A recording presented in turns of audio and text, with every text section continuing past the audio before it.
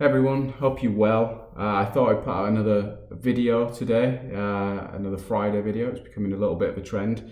But I thought it would be good to discuss PPC and PPC efficiencies.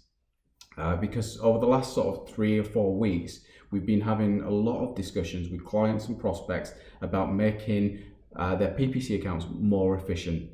There are obvious reasons for this. Because of the pandemic, people are looking at their budgets and looking at how they can spend more optimally. What we're also seeing is clients at the start of the pandemic, they cut their budget off. They literally switched it off immediately at the end of March, beginning of April. And now as things are starting to pick up, they're putting more and more money into their PPC and paid accounts, but not at the same rate, but they're seeing similar conversions. For instance, we spoke with a couple of clients that are up to spending about 60% of what they were pre-lockdown, yet they're only seeing a 10% drop in conversions. So it's 40% of their budget before that was only driving 10% more conversions. And something just isn't adding up there, and they're realizing they were wasting money within their PPC accounts on keywords and within ad groups that just were not doing the job for them. So I sat down with our paid media team within Connected 3, specifically with Claire, who heads up the team. So big shout out to her. And I asked her what we were seeing that were causing this wastage within accounts and these wasted budgets. What were the main things we were seeing? And we picked out 3, which to me, as a non-day-to-day PPC expert, seemed fairly basic. I mean, I did do PPC around a decade ago, and things like account structure was the first thing you learned, and it was 101 type stuff. But yet these are the kind of things we're seeing in client accounts that aren't being done right, that are wasting thousands and thousands of pounds. So the 3 things we had a look at was 1, yes, account structure, fairly basic. 2, negative keywords and how they are managed. And 3, audiences. So no huge revelations or huge complex issues, challenges with the accounts. It's actually just not getting the basics right. So I wanted to talk through it and talk about the way we see it and what should be done. Starting with, as I said, account structure.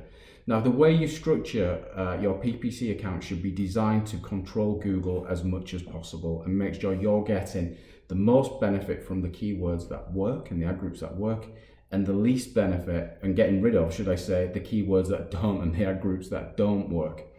And the way we typically do that is, it used to be broad match, but now we use modified broad match keywords within ad groups to almost mine for the search queries that are going to drive the best results. So you'll set up your ad groups, use modified broad match to target the keywords, and then check in your search query report, which will give you the exact search query that generated the click and the conversion, and optimize for the keywords that are converting well and remove the keywords that aren't doing so well in the form of negatives, which I touch on a bit more in a little bit. But the keywords that are converting well, you will move them from your modified broad match group to an exact match ad group, so that you can optimize the ad copy for that keyword, the landing page for that keyword, and make sure you're getting the lowest cost per click and the highest conversion on that particular keyword. And that ultimately, doing that over and over again and mining out those best keywords will allow you to have the most efficient account possible. You can also add to that by using dynamic search ads now, and giving Google a little bit more freedom to serve ads based on not on the keywords that you're selecting, but the content on your website. It's URL led, and it looks at the content and decides what ads to serve based on the content you are putting on your website. So a little bit of a minefield, and it needs to be watched really, really carefully. But ultimately, you can find keywords this way that you would not have put into your ad groups and found in your keyword planner to structure and set up your account. And there are hidden opportunities within that, but you need to control it. So modified broad match on your initial keyword research. Use your search query report to pull out the most the best converting keywords and move them to an exact match group, so Google only serves on that exact keyword, and then use dynamic search ads to find opportunities that you would never have got through your keyword research. And doing that and optimizing for the best stuff, moving out the worst stuff in the form of negatives on a continual basis, and being really disciplined about it, what is the best thing you can do for your account in order to stop wastage. Moving on from that, and related to it, are negative keywords. The accounts that I've been in over the past 3 or 4 months, which must be sort of 10 to 12 different accounts, none of them are managing their negative keywords correctly. And what that means is going into your search query report, looking at what keywords just aren't converting for you, and then negative matching them, meaning that you're telling Google that you do not want to appear when a user, a customer types that keyword specifically into Google. So you're negative matching it. You do not want your ad to show. Now, I think one of the challenges with this is that the data within negative keyword, within your search query report, as you go through your negative keywords, can be colossal. And therefore you need a little bit of help in mining that data and looking through it and picking out the trends.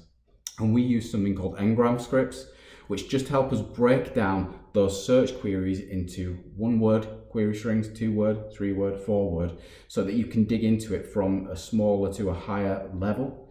For example, in your 3-word keyword search query strings, there might be the term BMW 5 Series. But when you dig into that data and you look at the keywords that include BMW 5 Series, you might find BMW 5 Series pictures, BMW 5 Series videos, keywords that are just so high up in the funnel that are never going to convert, and you probably shouldn't be bidding on, or maybe you should, I don't know. That's just an example. You will find keywords though that you just are never going to work for you.